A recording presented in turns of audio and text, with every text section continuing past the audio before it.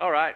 Danny gave me the thumbs up. We're ready to get going. So, thank you guys for coming to Sunday school this morning. I'm excited. We're gonna shut down 1 Samuel. Going to finish that up today, and then, as I understand it, we're going to move into two sessions going forward. There's going to be two adult classes going forward. There'll be a continued survey of 2 Samuel, and then there'll be a parenting class that BJ and I are going to teach, kind of every other time, or well, it's not every other time, but anyway, it's a class on parenting. So.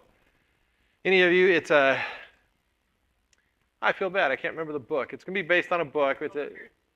It's called Parenting, which is apropos. It's a really great name, actually, considering what we're going to be studying. That'd be weird if it was like fine woodworking and then just try to mold it into parenting. But anyways, it's by Tripp, and it should be great. So those of you that, so I'm learning, Susie and I we're having kind of a weird panic moment. So we've had kids now for 2 decades at least, and we didn't have kids that whole time, although Susie was trying to, and then we decided that's enough. Our house is getting full. But now we have grandkids, and our kids are starting to want some advice, or kind of wanting to oh, what do you think about these things? And we're realizing that we ought to maybe go back and look at the parenting resources that we really liked, to even see if we still like them, to see if we would agree with them 20 years later. It's been kind of a weird thing that we're once again giving advice, and then we're wondering, but is it good advice? I don't know. So anyways, those of you that have kids, those of you that are going to have kids, and possibly those of you that are grandparenting and you're still involved in kids' lives, the parenting class would be pretty useful. So I'm excited about it. It's very convicting to me. I'm reading the book ahead of the class, and I'm being convicted on the things that I could work on, certainly. And so I think it'll be a good class because of that. All right, let me open in prayer this morning, and we'll get started with Sunday school. Lord, we thank you for an opportunity to come together and worship you by studying your Bible, and worship you by coming together and fellowshipping. Pray as we finish up the story of 1 Samuel that you would have your way with us. We would be moved not as much by the narrative, but by understanding who you are. Learning more about our God, learning how we are to function in a life where you are God and Lord over us, and we're to yield to that and understand who you are. Thank you for the Bible. Thank you for this story. Thank you for an opportunity to study it together. We pray in the name of your Son, Jesus. Amen. All right. Well, Brian's here, so we can start. Good morning. Okay. If you want to get out your Bibles, we are in 1 Samuel chapter 28 is where we're going, and this is called a survey class, and the intention of this Sunday school class was really to fly over 1 Samuel in such a way that everybody walks away going, hey, what are you guys doing here? I thought you lived on the eastern side of the country at this point. Oh, you came back, you're done. Yeah. We're tired of those folks over there. Too many mosquitoes, right? Good morning. Glad you guys are here.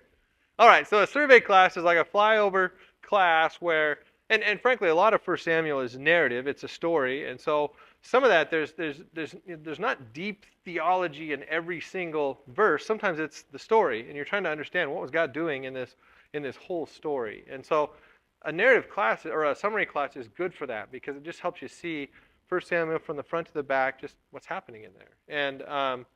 And there's been a lot that's happened so far, and I'm gonna do today's finish up, and then I want to talk at the end. Hopefully I have a couple of minutes at the end that we can just chat about some takeaways from 1 Samuel as a book.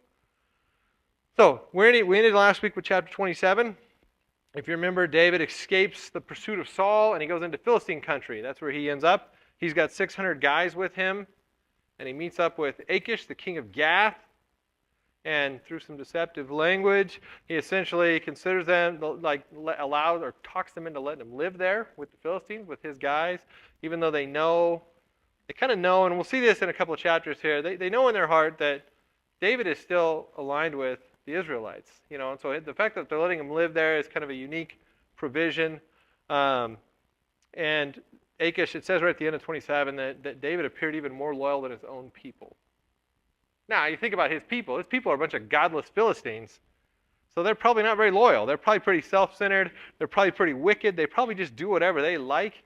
And then you got this godly man of David who's a man of honor.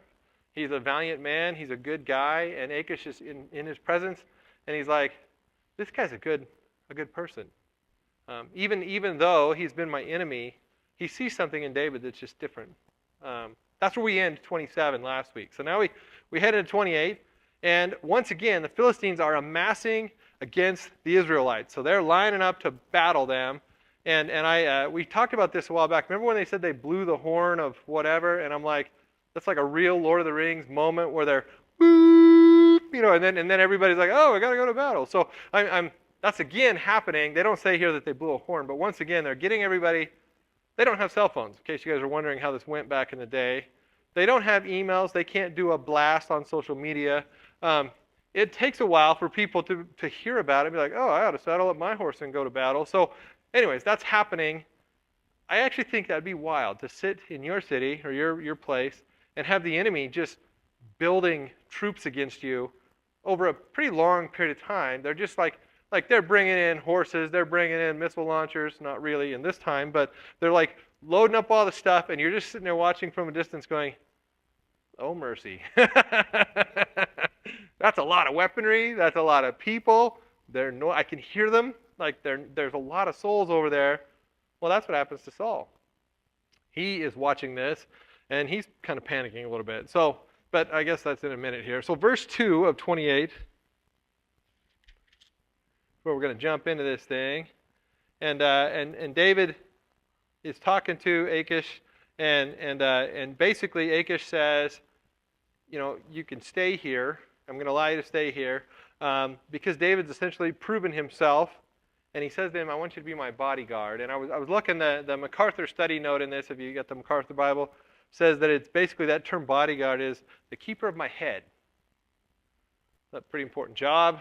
Interesting that the king of the Philistines, a leader of the Philistines, would tell a guy that he knows is his enemy, you can be my bodyguard. You could be the keeper of my head. Like, I trust you. You're a good guy. Wild, right? Kind of interesting that he puts David. He actually has quite an affinity for David, but he puts him in this position where he lets him stay, and in fact says to David, "Would you be that person?" And David shows his character by saying, "Yeah, I will function in this role." Now it says here we're going to go to verse 3. So this is just a good note. Samuel was dead, and all of Israel had lamented for him, and they buried him in Ramah in his own city. And the reason this is all important is because we're going to see that there's a vision here that happens with Samuel involved, or it's actually him. It's a very unique position, but he's actually dead, and they've seen him buried, and they've buried him in a place. So he's physically dead, and that's just an important distinction. And by the way, when Samuel was helping lead the nation, and even under Saul, they made a law that said, y'all can't go see spiritualists. You can't go do crystal ball, fortune telling. You can't go to mediums. You can't go to people who are calling the dead. You can't do like what was that terrible TV show, Crossing Over with David Fraudulent? I can't remember his name, but there's no way he was just a fraudulent guy. But anyways, they had that guy that would do the TV show that would talk to the dead. People like, oh, your grandma says everything's fine. Like, as if that gave anybody peace, just a weird thing. Well, that was against the law here in this nation. You're not allowed to do that. So, but the Philistines are amassing. It says in verse 5, the Philistines are amassing against him, and Saul gets worried. Oh my goodness, my enemies are coming against me. And why do you think is one of the reasons that Saul is worried about this circumstance?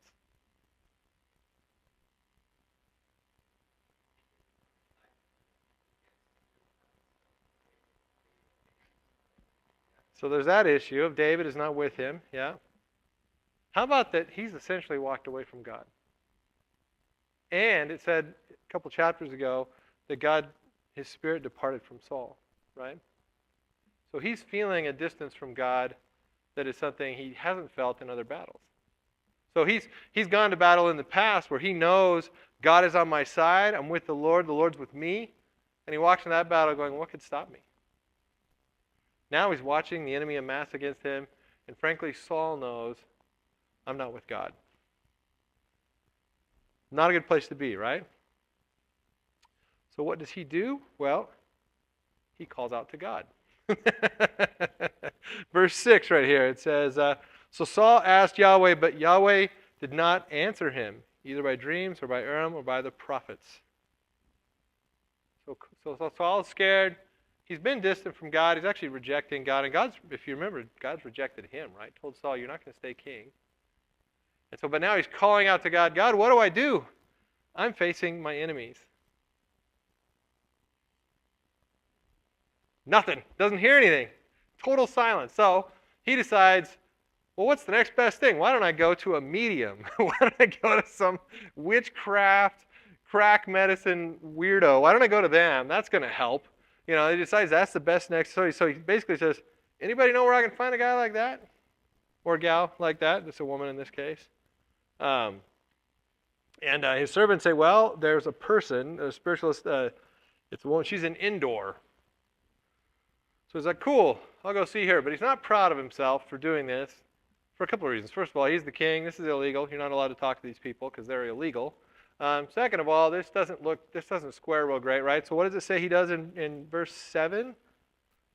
He puts on a disguise. So he looks like all those people in Hollywood that wear a baseball cap and sunglasses and like, no, I'm not Tom Cruise. I'm just a guy, and it's important, I think, to maybe just a point of note. They would wear like rich, wonderful clothing and all these things. As a king, they had a way about them that would be very difficult to walk among the peasants and not stand out just a little bit.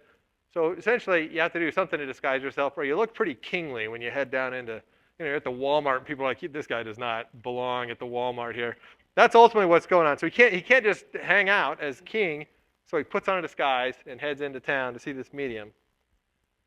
And he says, okay, he says to the medium, he says, I want you to call up who I tell you to call up. And this woman, this is where in verse 9 as we talk through this woman's like, I think I'm getting tricked. I think this is a sting operation.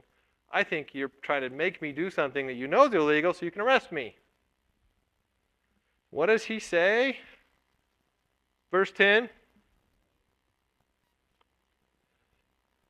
Then Saul swore to her by Yahweh, saying, as Yahweh lives, no punishment shall come upon your head. Great timing for him to be saying, I swear by God, this is not going to happen. The Lord, the creator of this earth, as I talk to this medium spiritualist, whack medicine, sinful witchcraft person, I swear by God that you can trust me. Thank you, Saul, for that. All right, so anyways, he says, I'm not going to punish you. So she accepts his vow, and Saul says, I want you to bring up Samuel. I want you to call up Samuel.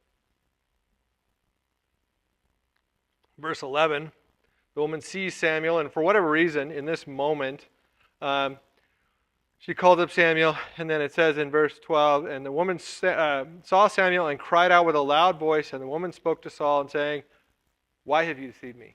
For you're Saul. For whatever reason, when she calls up Samuel, it brings to mind, she's like, wait a minute, this is the king.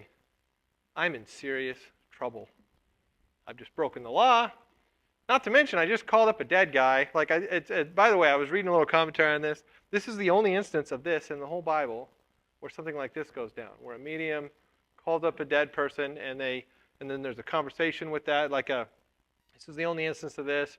I would say that is a good time for us as Christians who believe in this Bible to say this is more likely a narrative passage than a directive passage where we should seek this out for how we do things, right? Because sometimes people read one instance like this and they go, well, I guess we're supposed to go call on dead prophets to figure things out. You shouldn't go use one story like this and decide that's how I'm going to now live, that's how I'm going to direct my faith, right? Not a good way to do it. So, where are we at here? This is verse 11, right? So he sees him and he's like, why'd you deceive me? And King Saul says, well, don't be afraid. But what do you see? And the woman said, I see a divine being coming up out of the earth. And he said to him, what's his form? Meaning, what's he look like? And by the way, I've laughed about this now for 4 days. Because she says, where am I at? What's he look like? Oh, it's just an old man is coming up and he's wrapped in a robe. Okay, that describes 98% of everyone in the Bible. Oh, it's an old guy in a robe. And Saul doesn't go, it's Noah? Oh no. The description of it's an old guy in a robe clearly means that's Samuel, obviously. Now, she might have given some more details that are not included here, but I just think that's hilarious. Oh, it's an old guy in a robe. And Saul goes, it must be Samuel. It's got to be. Old guy in a robe, of course. So she calls up Samuel. Well, what does Samuel say in verse 11 there? He says, or is it verse 12, sorry. Why have you deceived me? Oh, no, that's the woman says that. And then, I apologize, lost my place there. 15, yeah. So Samuel says, why have you disturbed me by bringing me up? And Saul answers and says, I'm freaking out because the Philistines are waging war against me. God's turned away from me. Needless to say that Saul turned away from God, right? I think he says that incorrectly, but God's turned away from me. He no longer answers me, either by the hands of prophets or dreams. Therefore, I called you, that you can help me know what to do. Samuel? Sir?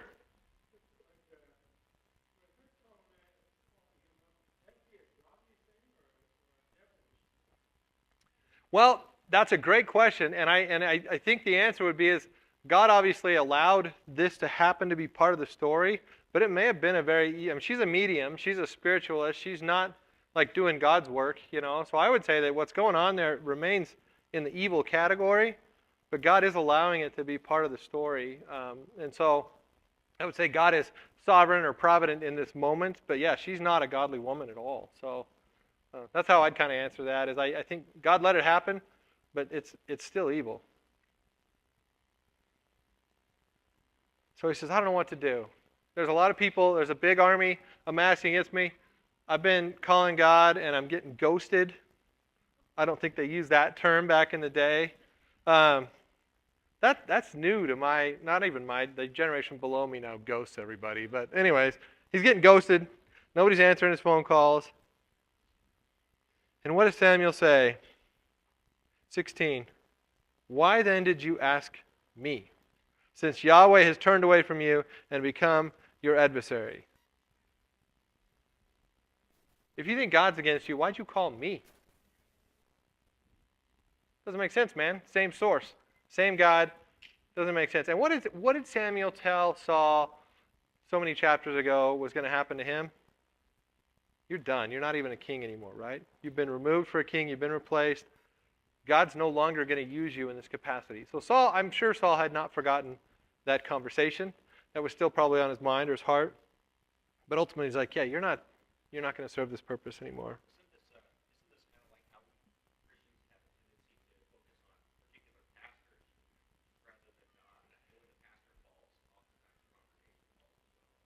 It's a great point. If you ever start following a man, it's super dangerous, right? And I like this instance here. I appreciate that example, actually. This is a little bit different because Samuel's basically like, if you're having troubles with God, why'd you call me? I also serve God, right? Like, why would you do that? Was essentially his tone. And then he goes on here at the end of this thing, and Samuel says, starting in verse 17, so Yahweh has done accordingly as he spoke by my hand, for Yahweh has torn the kingdom out of your hand and given it to your neighbor, to David, as you did not listen to the voice of Yahweh and did not execute his burning anger against Amalek.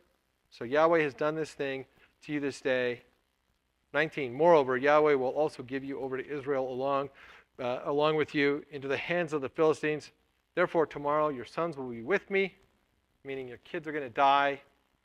And indeed, Yahweh will give over the camp of Israel into the hands of the Philistines. Not the message that Saul was hoping for. So Samuel, I'm anxious. I'm really anxious. What's going to happen? Well, you're going to be obliterated. And your kids are going to die. It's not going to be good. What's the significance of the kids of a king dying? You're done. Your line is done. The line of Saul is finished. Your disobedience is trash, and you're done. No. Horrible message. Awesome message to have God say, I'm principled. You're not gonna hand fake me. You're not gonna, oh Lord, help us in this time of our need. God's like, you're a faker. You're still gonna fail. You're still going under. Like I'm not. It's over for you, man. So what does Saul do? Well, he falls prostrate in front of the woman, right? Wait, I missed the moment before where when he saw Samuel, he also fell down prostrate. Sorry, I skipped past that. So when he saw Samuel, he prostrated himself, put his face to the ground or whatever, and essentially showed humility in that moment. That's a big deal for a king to do that. In this moment, after Samuel gives him this message, starting in verse 20, it says he fell full length on the ground. Completely spent, he falls to the ground flat, face in the dirt. He has no strength because he hasn't eaten food all day or all night. Or like a teenager, he hasn't eaten food for an hour and a half. Just kidding. Anyway, he's actually malnutrition. He's famished. He's thirsty. He's got all these issues. Like physically, he's a bit weakened. And then he hears this message that Saul, you're done. And he falls to the ground, completely prostrate, completely flat. The woman at risk of, because it doesn't go well. When you try to insert yourself in kings' lives, usually you just get your head cut off. That's normally how it goes. But she gives him some food. The guys that are with Saul talk him into taking some of that food. They nourish him enough that he can get up and walk, and he heads back to his camp. That's verse 28. I imagine, this is just me with my imagination, that they're like, hey, Saul, you seem kind of bummed here while we're hanging out at the campfire. Like, what's going on, man? like, I imagine he was quite down when he got back to the camp as the leader of the Israelites, knowing that basically God, through Samuel, had just said, Caputi, you're done. You will lose this war. Your kids will die. It's over for you, Saul. And he heads back to camp and gets ready for the battle, I guess. Meanwhile, now we're in chapter 29. There's just an interesting story here in the middle. So chapter 29, the Philistines are getting ready. They're gaining number. They're doing all this, and David's with them. David with his men. He's got 600 men with him. The commanders, so all the little generals or leaders of the Philistines, basically they're like, wait a minute. Hold up. Why is there a Hebrew here? Like, what's going on? Like, this guy, there's no way that he's on our side. Achish affirms, he's like, no, this guy's he's a good man, right? He's a good person, and he says, he's been with me for years. Actually, this is in verse 3. He's been with me for years. Well, the commanders of the Philistines are like, no. This is not a good situation. You can't. He's faking it. You're going to get into battle, and he's going to turn on you, and you're going to have a major problem because now you've invited the enemy into your camp. This isn't good. Right? Verse 5 there in 29. They're like, is not David of whom they sing in the dances saying, Saul has struck his thousands and David his 10,000s. I'm guessing if this is in the Billboard Top 50, that Saul does not like this song. Because basically they've been chanting, they've been saying like David's way bigger than Saul. Like orders of magnitude more legitimate. That's how they're talking about him. And these commanders in the Philistine army are like, we cannot go into battle with a guy like this. This isn't going to be good for us. So Achish listens to his men. Verse 6 there, he calls David in and he goes, as Yahweh lives, you've been upright, and you're going and you're coming in with me at the camp are pleasing in my sight. I like you, David. You've been good to me. For I've not found evil in you from the day of your coming to me to this day. Nevertheless, you are not pleasing in the sight of the other lords, the other guys, the other commanders. They're not pleased whatsoever. So David's response, he kind of argues a little bit. What have I done? I haven't done anything wrong to you. And Achish basically says, it's the other commanders, and they're booting you. You're out. So David got up early the next day, and he takes his 600 men, and he leaves the battle scene. So he's not at this battle. All right, that's chapter 29. It's chapter 30. It says that then it happened when David and his men came to Ziklag on the third day that the Amalekites had made a raid on the Negev of Ziklag and struck Ziklag and burned it with fire, and they took captive the women and all who were in it, both small and great. They did not put anyone to death. They carried them off, and they went their way. The city's burned. All the people had been taken captive as prisoners of war or hostages or slaves or whatever they planned to do with them, but they took everybody. They didn't kill them. They took them. And they burned their city to the ground. That's what the scene that David walks up into. And it says that he wept. Verse 4. So David and the people who were with him lifted their voices and wept until there was no strength in them to weep.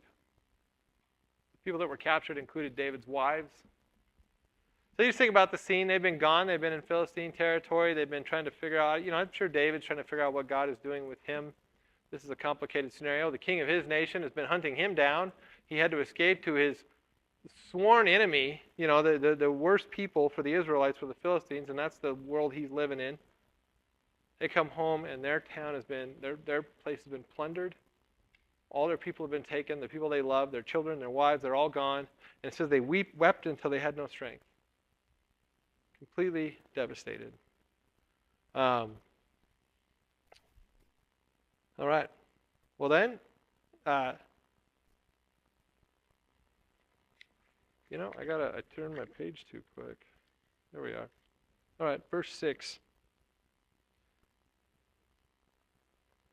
So David called, I missed a little detail there right before that. Verse 6. Moreover, David was greatly distressed because the people said to stone him. They were bitter because each one of his sons and daughters were gone. What does it say at the end of verse 6? But David strengthened himself in Yahweh his God. It's one of the choice verses in all of 1 Samuel. So they come back, they're angry, their kids have been kidnapped, their wives have been kidnapped, their town's been decimated and destroyed, and people do what they always do. They're like, it's got to be Donald Trump's fault. I don't think that's in there. It's not a direct translation, but they immediately attack the leader. It's got to be the leader's fault somehow. They go after him, and his statement at the end of 6 there, it says, but David strengthened himself in Yahweh, his God. He didn't try to please men. Frankly, in that situation, he can't please men. So he strengthens himself in the Lord. Then decides he's going to implore God. So it says, so then David said to Abiathar, the priest, and the son of Ahimelech, I love when I can't read the words, Ahimelech, please bring the ephod near me. So Abiathar brought the ephod near to David, and David asked of Yahweh, saying, shall I pursue this band? Shall I overtake them? And he said, pursue, for you will surely overtake them, and you will surely deliver all. What a cool promise. He's like, God, what do I do? Do I go after him? He says, yeah, and you're going to get them all back. Cool promise. Pretty exciting. Okay, so let's do that. So David went, he and the 600 men who were with him. Okay, verse 9. I told you I laughed when they said that it was an old guy in a robe, and he's like, oh, it's got to be Samuel. Okay, now they're going along. This is verse 9, and it says, they came to the brook, Besor, and were those who left him and David pursued, he and 400 men, for 200 who were with him were too exhausted to cross the brook. I don't know about you guys, but when I think brook, I think like this little thing with some trout in it. Maybe you're fly fishing. You kind of put your little ankles in the cool water. I don't know. I realize this brook may be larger than this, but he's got 600 guys with him, and they come to the brook, and 200 of them are like, that's a bridge too far. I'm not like it doesn't say river or lake or something big, and I realize I'm making too much out of this, but I was just, as I'm reading it, I'm like, they got stopped up by a brook? I mean, these guys are warriors. They got 50 pounds of armor on them, and they're like, yeah. yeah. They're like, I don't know if you know, but these are merino wool, and I just got them. I'm not going in there. So 200 guys decide we're not crossing the brook. So David loses 200 guys, which every time you read that, you got to think as a leader, it's got to be pretty discouraging, actually, to have people just be like, I'm not going to do it.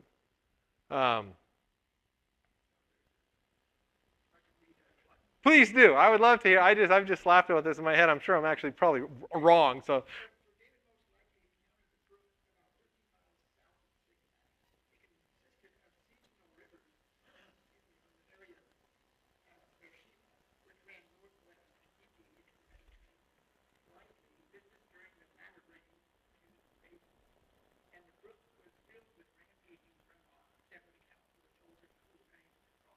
okay, fine.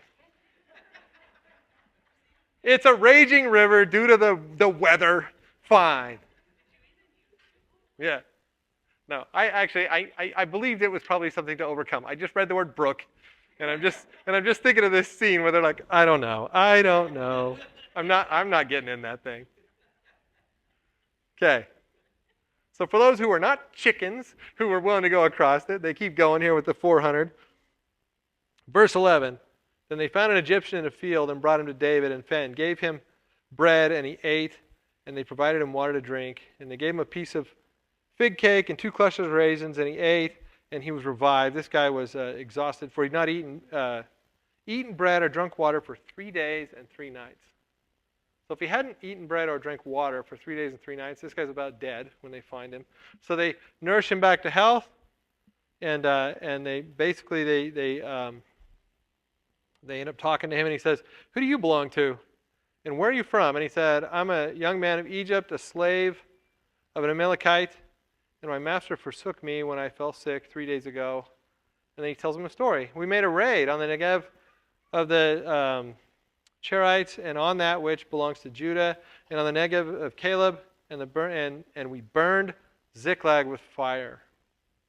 So he tells a story. He tells a story about how they plundered the city that essentially David and his men were going to deal with, the issue of them taking everybody. So David does what everyone would do. He's like, "Where's your people at? Like, you want to tell me where everybody's at?" And the slave's like, "Kind of." If I tell you where they're at, will I go back into slavery, or be killed or whatever? And so they make a promise. "We're not going to do that to you if you'll tell us where they're at." And so he offers to tell them where to go. And it says in 16, so he brought them down, and behold, they were spread all over the land, eating and drinking and celebrating, because they just took everybody's stuff. So they had great spoils. They're having a big old party because they got all this stuff from their enemies. And David snuck them down from the twilight until the evening of the next day.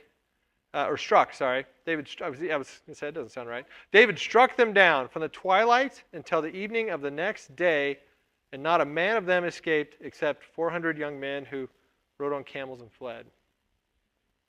They struck them down from twilight till the evening of the next day. I built a fence here a couple of weeks ago, and I was like pounding in I was doing the fence post hole digger, and then I was pounding in the posts. And after, what was it, Suze? 4 hours, my arm's cramping up. Now I realize I have a desk job. These guys didn't have desk jobs, but I'm making an assumption there. But anyways, I was exhausted. I can't imagine just striking people down, having an active battle for this long, just killing and killing and killing and killing for this long. This had to be a vicious, wild battle. Once again, God said they were going to win. They knew that. They had that in their minds. They had this idea that, the Lord's going to give us victory. So they win. Verse 19 to 20, I want to read that. "Indeed, nothing of theirs was missing, whether small or great, sons or daughters, spoils, or anything that they had taken for themselves, and David brought it all back. And David took all the sheep and the cattle which the people drove ahead of their livestock, and they said, 'This is David's spoil.'" So they got everything they got taken from them, and they took some sheep and cattle, and they're herding it back, and they come back to the 200 guys that are hanging out on the other side of the brook, which is a raging river at this time of year. For those of you that want to look that up, I just love the word brook. I'm just delighting in that. So they come back to the 200 guys. We're at verse 21 at this point. The 200 men were too exhausted to follow David and also remained at the brook. And they went out to meet David and to meet the people who were with him. And David approached and he greeted them. So they're like, oh, hey, you're back. Oh, look at all these cows and sheep and everything. This is pretty cool. And you got all our people. That's great. We've been napping under these trees over here trying to get our strength back. And of the 400 guys, in verse 22 it says, and all the evil and vile men among them who went with David said, because they did not go with us, we will not give them anything, any of the spoil that we have delivered, except every man, his wife, and his children, that they may lead them away and depart. They're like, they don't deserve anything. We went and fought this battle, not them. It's ridiculous. So David intervenes in verse 23 and basically said, it's not like this. We got this from God. God provided for us. He gave us the spoil, and because of that, we're going to split it up among everybody. That's how it's going to be. In fact, it says in verse 25 that so it has been from this day forward that he made it a statute and a judgment for Israel to this day. They said, we're going to make this the law of the land. When God gives to us like this, everybody gets a part of that spoil. We're not going to have this system where if you fought hard, you get, but if you didn't, if you stayed back with the luggage. It's kind of funny that it says bags in verse 23. I was at the airport going to Honduras, and I got left with the bags, and it was like this island of bags while everybody went and got some food. And then they opened our gate, and I'm like, I don't know what to do. I have all the bags. Because I also had my bag. I was like, I'm going to abandon these bags, and I'm just going to go get on the plane. But I'm like, but anyways, people did eventually come back. But that's the scene I have in my head is this, they're sitting with all their stuff. But David says, no, we're not going to do that. We're not going to do it that way. And then verses 26 to 30, essentially David apportioned out this spoil to all of these, to the elders of Judah, and essentially told them this is a gift from God. Verse 26, behold, a gift for you from the spoil of the enemies of Yahweh. And then he apportions it out to all the other leaders. And that's where chapter 30 ends. All right, chapter 31. We're coming back now. This chapter could have followed chapter 28. We're coming back to the battle that Saul's been worried about. The Philistines are fighting Israel. And remember, Samuel gave Saul that very not optimistic thing of, you are not going to win this war. It's not going to happen, actually. I think it's, they're pursuing him. They're pursuing his sons. And verse 3, and the battle became heavy against Saul, and the archers hit him, and he was badly wounded by the archers. I always love cool details that you can visualize. They're coming at him. They're probably retreating a little bit, trying to figure out what to do. Saul's trying to pull himself together, and boom, somebody hits him with an arrow. And he's actually badly injured by this arrow, and he realizes, I'm in serious trouble with the enemy because now I'm wounded. I can't run, I can't fight, I can't a lot of things. So he turns to his armor bearer. Whoops, I've skipped the part where his sons die. We probably ought to talk about that because God said that would happen, right?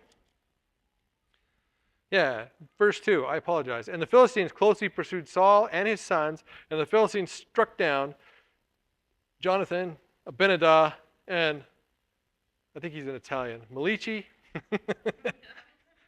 Shua. Hey, take it easy. I'm fighting a battle here. They strike down. Thank you guys, a couple of you, for appreciating my messed up sense of humor. He probably wasn't Italian. I don't want anybody to be like, wait, that's not factual at all. They strike down his sons, which God said through Samuel, through that weird medium vision, that they were going to die. They strike down his sons. And then the battle's getting heavy. It's continuing to go. Saul takes an arrow. He's injured. And he says to his armor bearer, this is verse 4, draw your sword and kill me. Pierce me through with it, lest these uncircumcised come and pierce me through and abuse me. He's like, Saul realizes in this moment, and you got to think of the kind of the humility and frustration that he's dealing with. He's like, please kill me, because I'm done. I can't fight anymore. It's over for me. And the armor bearer says, no way. I'm not going to kill you, because if they walk in and there's your blood on my sword, that's not going to look good. Like this does not have like advancement potential within the company. If they walk in the room and see that I've murdered the king, it's actually quite difficult to explain later. No, he told me to do it. I was I was over here like shining his shield, and he told me. Like, yeah, you can't defend this at all. You're in trouble if they walk in and your sword's covered with the king's blood. So he says, I won't do it. So Saul, in shame and humility, falls on his own sword, kills himself. And the armor bearer actually does the same thing. Realizes this isn't going to work for me. This is still not a good situation, that I was with him when this happened. So the armor bearer kills himself. So in that day, you've got his sons die, Saul dies, and then verse 6, if we just want to read that verse. And the young man, wrong verse 6. Verse 6, and Saul died with his 3 sons, his armor bearer, and all his men on that day together. And the men of Israel see that this is happening. The guys who are watching from across the valley, the guys who are not in that immediate conflict, they're seeing in the distance going, this is not good. So they flee from their city. The Philistines take over that city. And it says in verses 8 to 10 here, it says, now it happened on the next day, the Philistines came to strip the slain, and they found Saul and his 3 sons fallen on Mount Gilboa. They cut off his head and stripped off his weapons, and sent them all around the land of the Philistines to proclaim the good news to the house of their idols, which were false gods, and to the people. They placed his weapons in the house of Ashtoreth, and they fastened his body to the wall of Bethshan. Now the inhabitants of Jabesh Gilead heard what the Philistines had done to Saul, so some valiant men went in the middle of the night, and they went and got his body. And they brought it back, and they buried his bones, and they fasted. And we finished 1 Samuel. So I want to talk about a couple of, we got a 15 minutes. Man, I couldn't have timed that more perfectly. Yeah, that's just awesome. Anyways, because I wanted to have a few minutes. I always get worried that it might take too long, but I wanted to have a couple of minutes to talk about it, because you shouldn't read a narrative like this and not have some sort of application for yourself in your life. It's not just a story. Yes, ma'am.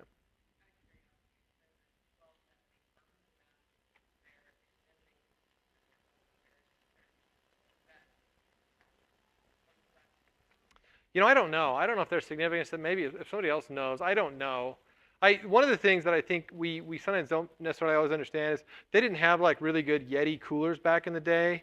And so you got a dead body and you're carting it around. It probably stinks. And so my guess is this may have also been born out of practicality of like, you got his dead body, and whenever they say they took their head and then they delivered it to all these nations, I'm like, boy, you'd want to be the first one. You'd want them like, because if they're delivering that as like a little gift, like, hey, look what we did, and you're like, holy smokes, like, get it out of here, like.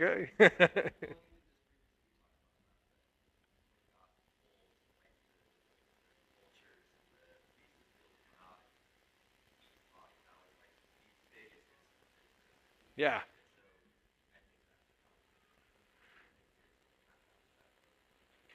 Yeah, it could have been they don't want animals to eat him. They don't want him to be disregarded. I don't actually know the exact reasoning behind that, but rocket.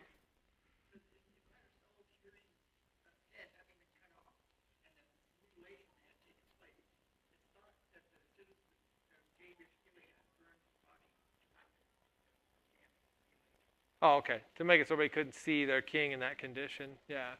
Okay. Yeah, could have certainly been. Some of this sometimes we don't have an exact answer on that because nobody wrote that down. They just wrote down what happened, and so sometimes you don't have an exact answer. But so here's a couple of application points that stand out to me, and I'd love it if you guys would share with me what you're thinking. But number one is that God means what He says. If you remember a lot of chapters ago, God had said, don't open the ark and look in it, right? And after they got it returned to them, God's people, the Israelites, looked in the ark, and what happened to them? They died. A bunch of them died. God means what he says. I think it's one of the things you see in Samuel is that over and over again, God says, this is how you're going to do it. This is what's going to happen. The offering. Offer to me correctly, right? Saul gets impatient. He does that on his own. He ends up losing a battle that he should have won. God means what he says.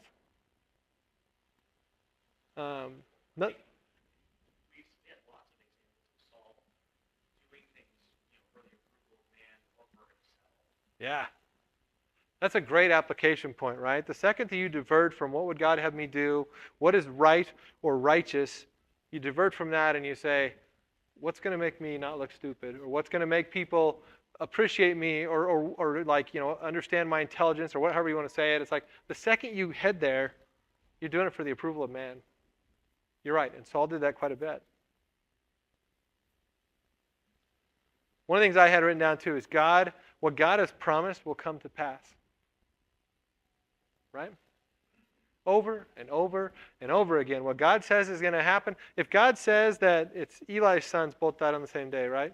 If God says your 2 sons will die on the same day, your 2 sons will die on the same day. If God says Saul's 3 sons are going to fall in this battle, Saul's 3 sons are going to fall in that battle. If only we had a medium who would come to us and tell us what God's going to do in the future. Or this, we've got God's word, right? God tells us his plans for his people. He tells us what he's going to do. Are we reading it like we believe it?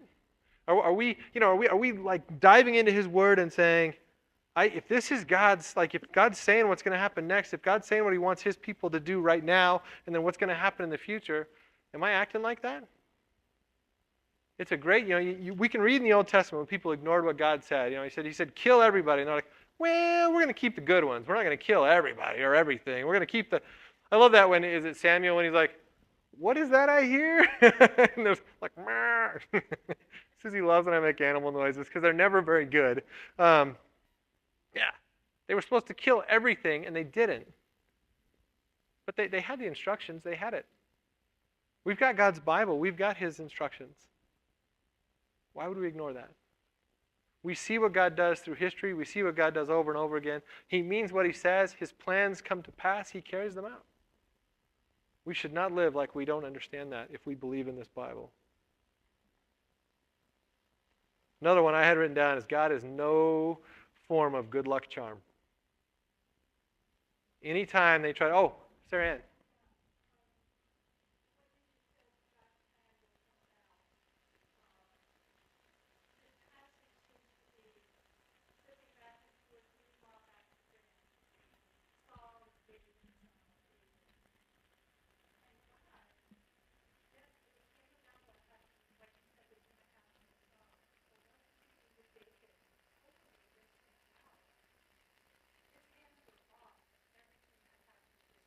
Yeah.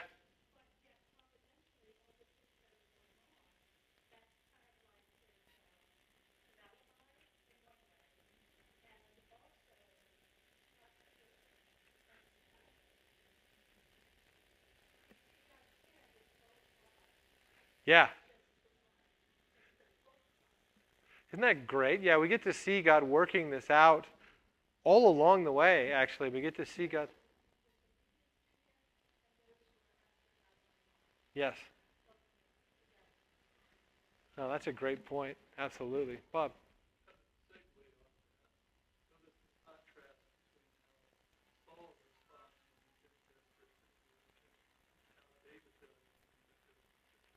Yes.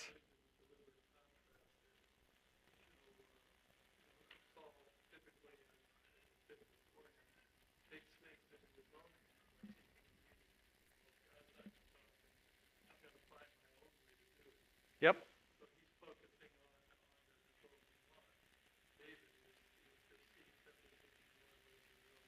And you think about it, and David often in those moments is saying, my strength comes from the Lord. He's viewing, he's looking at the circumstance and saying, I'm strong because God is strong, and he's got this perspective that's very healthy about what to do in that moment. And Saul's feeling weak, and he's not saying, my strength is in the Lord. He's like, what do I do? Like, I need some sort of answer, and he's not leaning on the Lord for that. Yeah, it's a great point. BJ.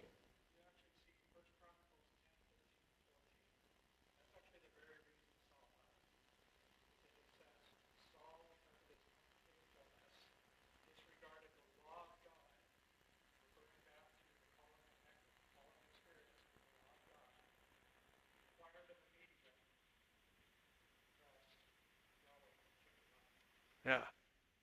Great point. Yeah. No, he did something very sinful. Very, I think sometimes, and I don't have a specific example other than we do this sometimes in our life. We're waiting for God to give us an answer on something. Maybe it's sickness, maybe it's hurt, maybe it's something hard. And sometimes people in that wait, they begin to look at worldly solutions to that problem because God's not. They don't feel like they're getting the answer they want from God, or it's not coming quick enough, and so they begin to seek some sort of worldly outcome. And it's like that's it's not going to yield well for you. It's not going to, it's like that's what's happening here. Is he didn't want to wait on God, so he took it in his own hands, did something evil, something inappropriate. Amanda?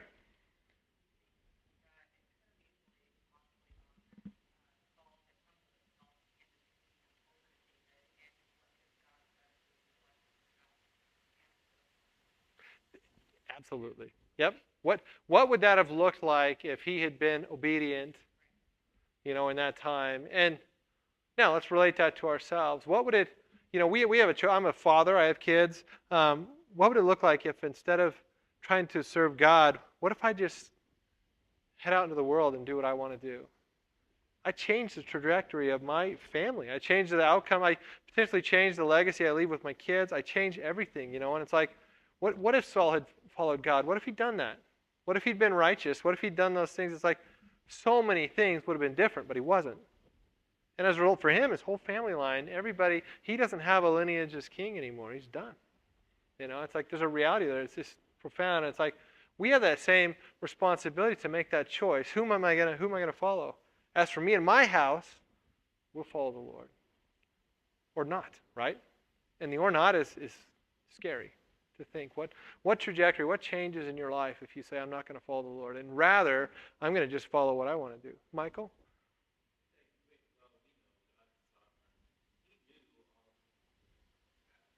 Yep.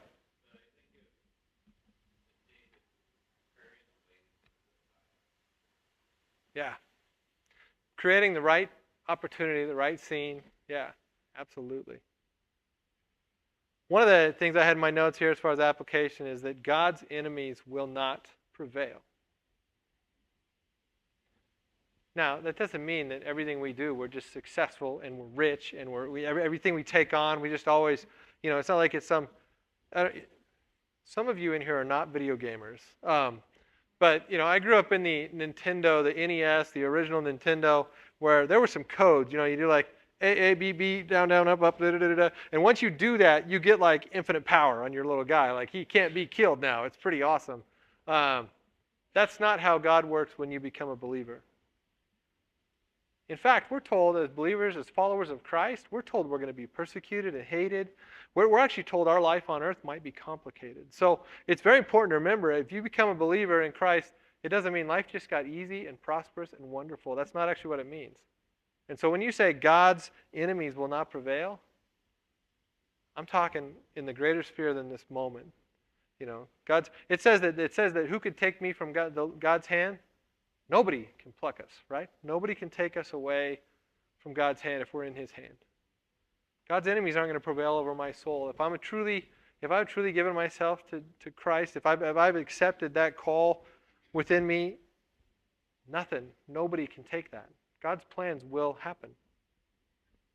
His plans to redeem the earth at the end in Revelation, the whole story there, what's going to happen there, that's going to happen. God's going to do what he's going to do. That's exciting and wonderful, and you should walk through life believing that. I remember Jeff was the pastor here for 12 years, right? When a president got elected I didn't like, I remember I came into, that election happens on Tuesday, so I come into church on Sunday morning, and I'm kind of pouting. I'm like, this is not the outcome I wanted. And he took the spiritual high road, which is good for a pastor to do. But he says to me, he goes, are you worried that God has lost control? Isn't God still God? And I'm like, okay, fine, Jeff, fine.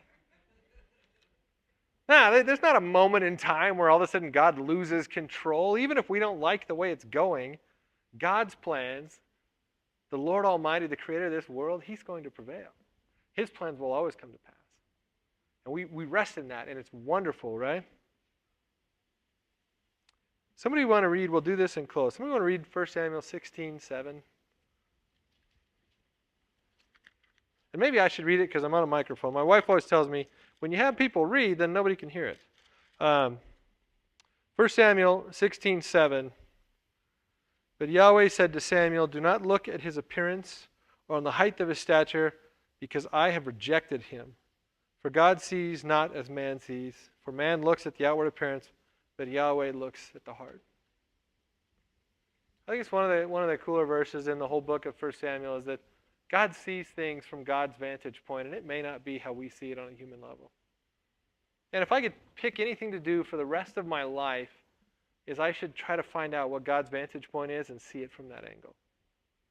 That should be my goal.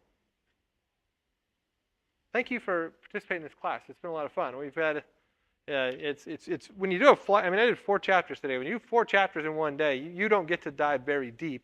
You don't even get to understand the brook. You just blow right by it. No, I knew there was more to that river. I knew it. I just wanted to chuckle at the little thing. No. And I saw an old guy at Walmart with a gray beard. I'm pretty sure it was Samuel. Let me close in prayer. Lord, thank you for this study. Thank you for your Bible. Thank you for being the consistent, never-changing, eternally loving, all-powerful God. Pray that each of us here would want to understand your mind better, because then we live for you better. We don't want to see the world as the way the world sees it. We want to see it the way you see it. Give us those eyes, Lord. Pray that we would walk through life knowing that your plans always prevail, that you will win for your glory, not for ours. We pray in the name of your Son, Jesus. Amen.